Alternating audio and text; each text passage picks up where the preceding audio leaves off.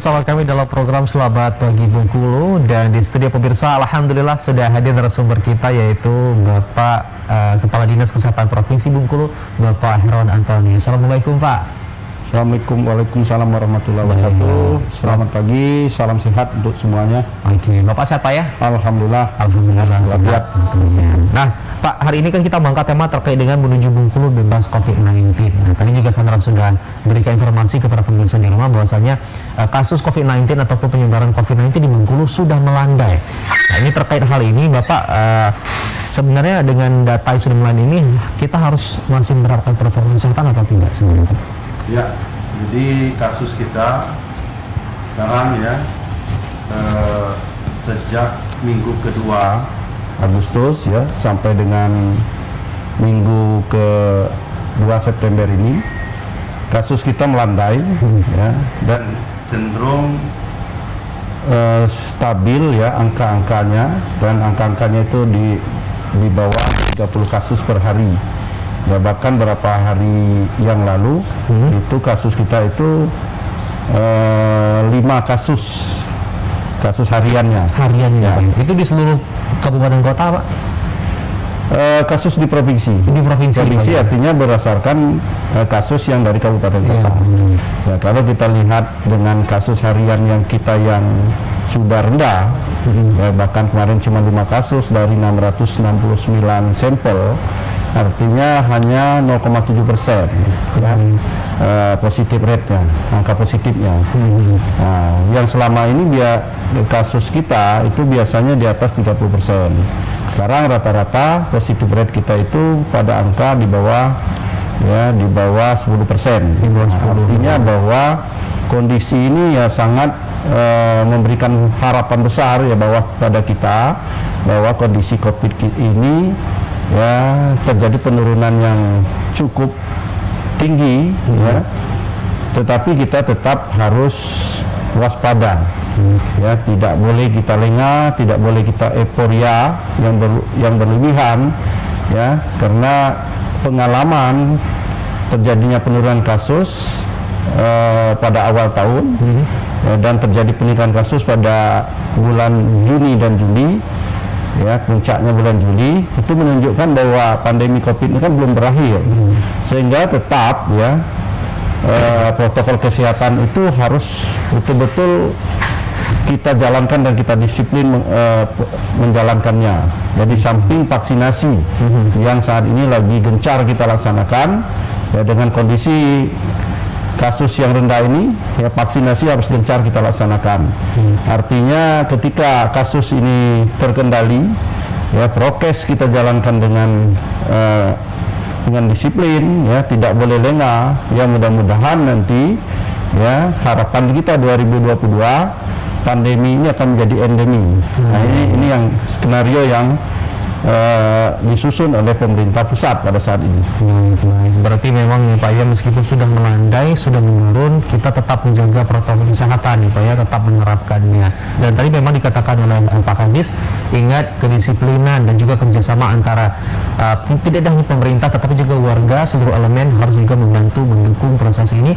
Dan ingat, jangan euforia berlebihan ya, harus tetap fokus untuk membebaskan Provinsi Bengkulu dari COVID-19 ini. Nah Pak, kemudian saya ingin bertanya juga terkait dengan status. Nah ini kan kita sudah menurun melandai. Saat ini Bengkulu statusnya seperti apa Pak? Ya, kalau kita melihat data kita ya, dan rilis kita harian ya, kemudian juga berdasarkan penetapan pemberlakuan pembatasan kegiatan masyarakat ya, PPKM, kita itu pada level sekarang ya, rata-rata Provinsi Bengkulu itu pada level 2 rata-rata ya, tapi masih ada 3 kabupaten yang level 3 ya, Kota Bengkulu ya, yang salah satunya ya, Bengkulu Utara itu level 3, yang lain itu level 2. Nah, ketika sudah masuk level 2 artinya bahwa zonasi wilayah kita itu berada pada zona ya, sedang ya, zona sedang ya, dan zona rendah. Artinya Artinya ketika kita berada pada zona sedang dan rendah, dan sebagian besar pada zonasi rendah, artinya bahwa kondisi kita, kabupaten kota kita pada status risiko untuk penyebaran COVID itu pada posisi rendah, walaupun ada yang sedang, tapi rata-rata pada posisi rendah. Rendah Pak ya. Dan kita juga harapkan untuk 3 kabupaten tinggal ini bisa turun juga ya Pak ya. Turun seperti yang ada di kota-kota ataupun kabupaten lain ya pemirsa. Nah, kemudian tadi Bapak juga menyebutkan bahwasanya pemerintah saat ini terus menggalakkan vaksinasi ya Pak ya. Nah, untuk di Bengkulu sendiri Pak, itu sudah bagaimana progres vaksinasi Pak? Ya, kita gencarkan ya, salah satu upaya kita untuk bagaimana pandemi COVID ini bisa segera kita lewati ya, adalah dengan protokol kesehatan dan vaksinasi. 2 instrumen ini merupakan salah satu instrumen ya yang harus kita jalankan dan harus kita dukung dan kita sukseskan bersama. Terutama untuk yang vaksinasi sekarang ini, pencapaian masyarakat kita yang divaksinasi dari total target sasaran kita 1,5 juta, itu kita sudah melaksanakan vaksinasi yaitu sebanyak 19% ya, dari total tersebut ya, 19%. Karena nanti akan dosis 1 dan 2. Artinya kalau dari 1,5 juta berarti kita butuh vaksin 3 jutaan karena dosis 1 dan 2. Nah, kita sekarang ini untuk dosis 1 sudah pada angka 24%. Ya, untuk dosis 2-nya di 14%. Rata-rata pencapaian kita sekarang ini 19%. Itu di Kota Bengkulu. Di Provinsi Bengkulu. Ya, Provinsi Bengkulu. Target kita minimal 70% dari sasaran tadi harus mendapatkan vaksinasi sampai dengan akhir Desember ini. Akhir Desember ini. Ya, karena 70% minimal itu ya, itu berdasarkan angka ini epidemiologi bahwa suatu wilayah itu akan terbentuk kekebalan imunitas. Artinya kekebalan kelompok ya, karena yang kita harapkan ini adalah terbentuknya kekebalan kelompok.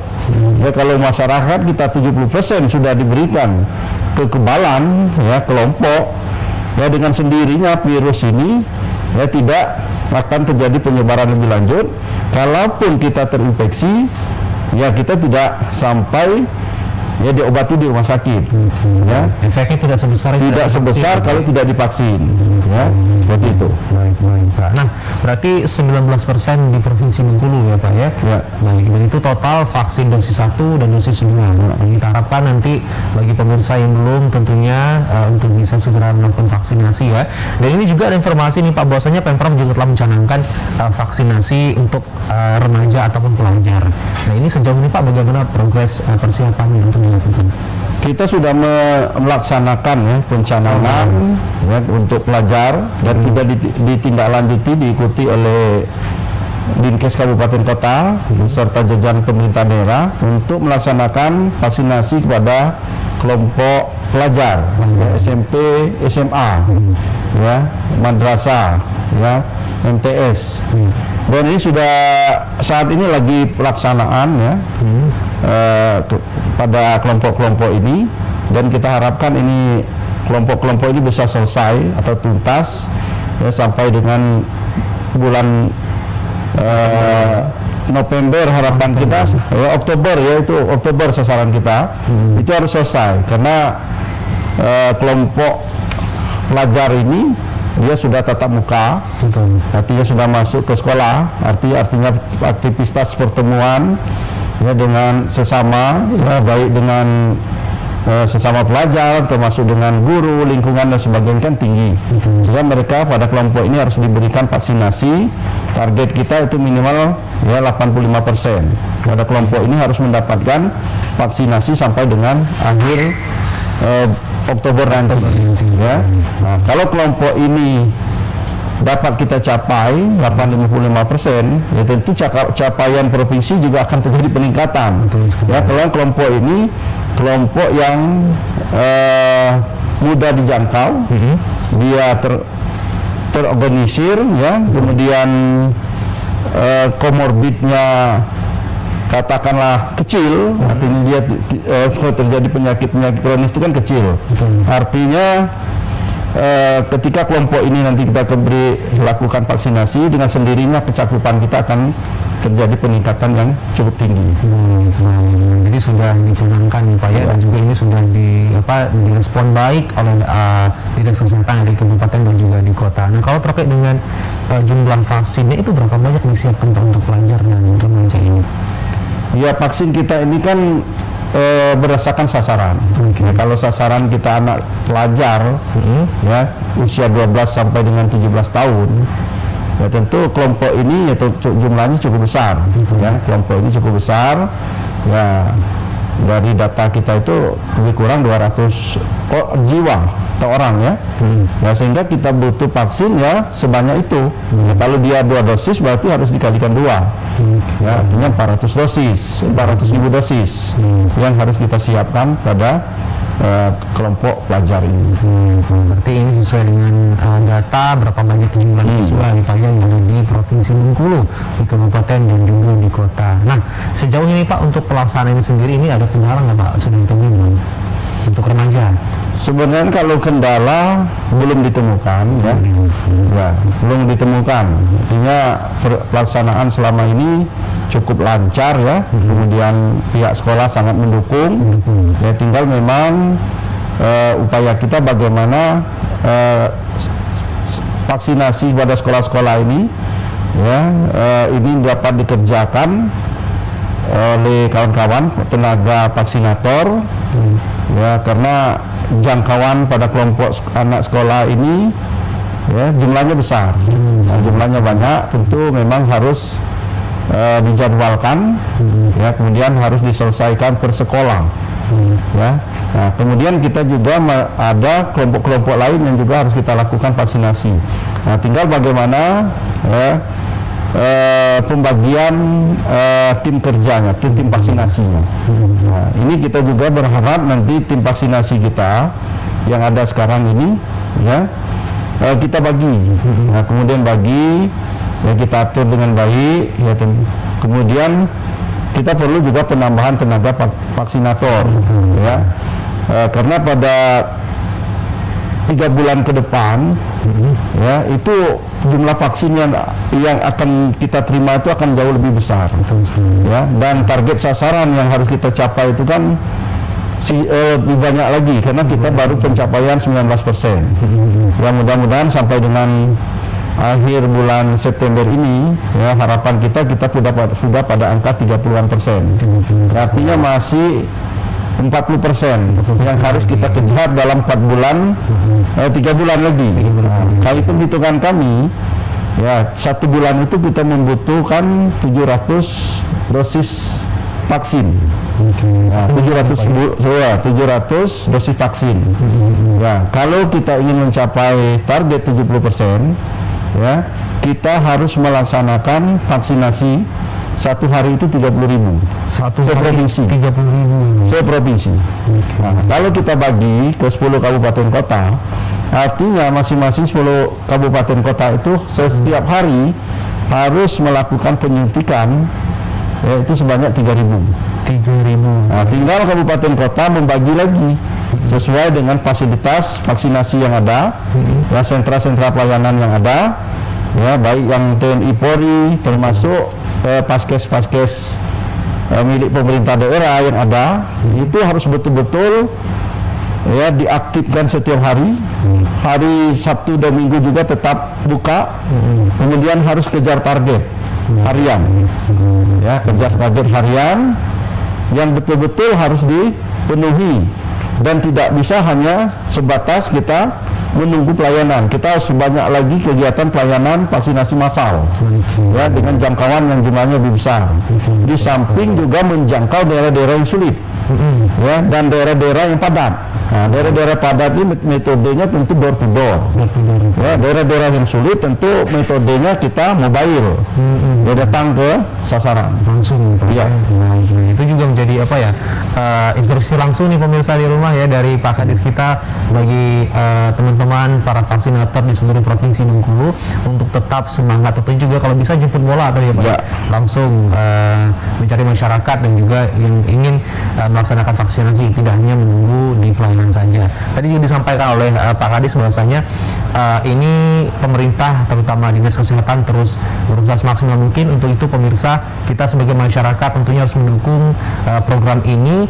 Seluruh elemen masyarakat pokoknya kita bantu, kita support, dan harapan kita tujuan dan target ini bisa tercapai Desember ya Pak ya, paling lama Desember bisa terpenuhi untuk mencapai angka 70% ya Pak ya, 70%. Dan juga alhamdulillah belum ada kendala untuk vaksinasi pelajar, dan kita harapkan ke depannya juga tidak akan ditemukan kendala. Nah, pemirsa, berikutnya Sandra akan ingin bertanya terkait dengan vaksinasi lansia kepada Pak Kadis kita. Tapi kita tahan sejenak, jadi jangan kemana-mana, tetap bersama kami hanya di Selamat Pagi Bengkulu.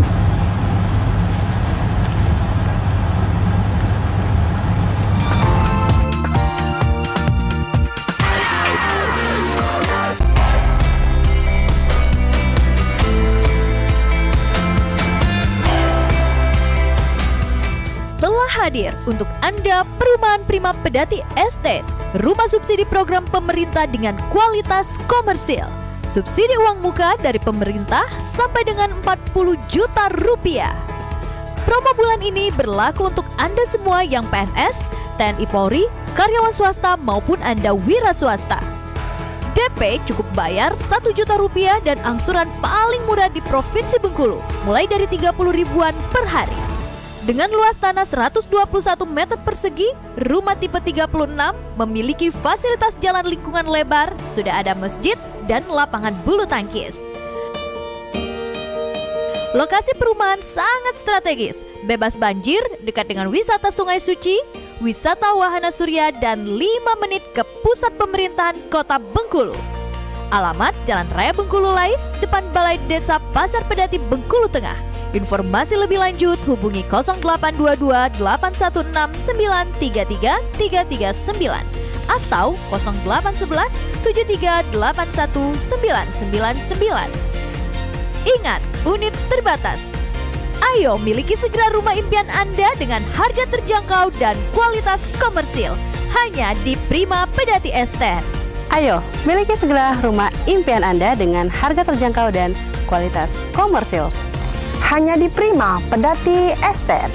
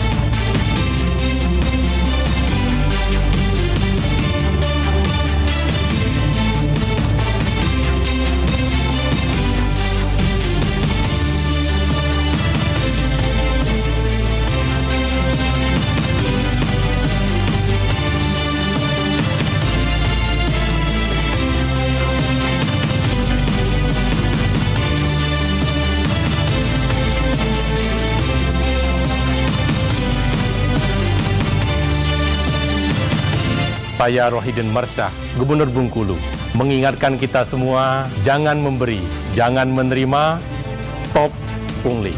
Saya Kapolda Bengkulu, Inspektur Jenderal Polisi Guntur Setianto, menghimbau kepada masyarakat dan personil Polda Bengkulu untuk jangan memberi dan jangan menerima. Stop pungli. Jangan memberi, jangan menerima. Stop pungli. Bersama Sabar Pungli, kita berantas pungli di bumi Raplesia. Ada pungli, laporkan segera.